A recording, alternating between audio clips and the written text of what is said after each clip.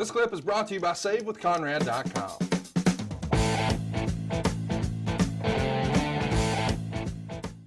Chat me up a little bit about, and this is going to be a bit of an awkward conversation, I'm sure, but at this point, it feels like Watts probably would have been one of the guys pushing for, hey, we need an African-American top guy. He had certainly set the woods on fire with Junkyard Dog a generation before, but it feels like at this point, that's still sort of lacking in American professional wrestling.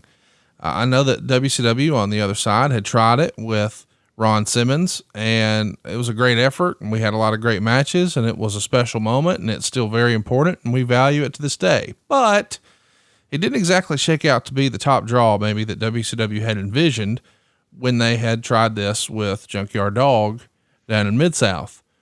Was that a conscious effort that, hey, this is the guy, right? I mean, it feels like Ahmed Johnson could have been that guy.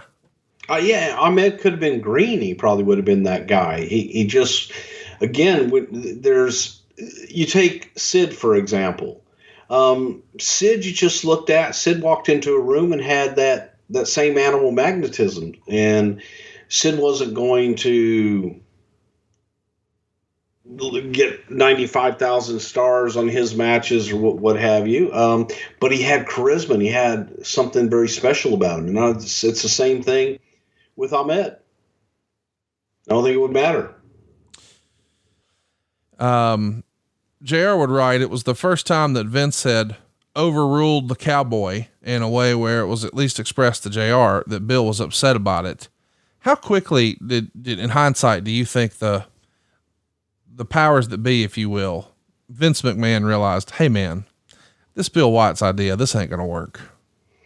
Well, I think that was more of Bill realizing all of a sudden that, hey, there's one person, the buck does actually stop somewhere, and that buck stops at the chairman. And no matter where you are in the company, the buck stops at the chairman, and Bill wanted it to stop with him, and that just wasn't going to happen. Talk me through the name Ahmed Johnson. Can you offer any insight on how we landed on that name? We've often heard, like with Stone Cold, he got faxed a list of silly names and, Frosty McFreeze and shit like that. And anyway, do you remember there being an idea of how this Ahmed became the way to go? It was a combination of a lot of different names and using creative services, but a lot of different people trying to come up with a name and something new and different. Also consulting with talent, and Tony was consulted and wanted to have a name that he was comfortable with. And it was a combination of a lot of different things that just fell into place, and we landed on Ahmed Johnson. Hey, it's Conrad Thompson. Thanks for checking out the podcast here on YouTube. Be sure to hit the subscribe button and the notifications bell so you get a notice anytime we upload some new content. And go save yourself some money right now. If you're in a 30-year loan or you have credit card debt, it's not a matter of if I can save you money. It's a matter of how much.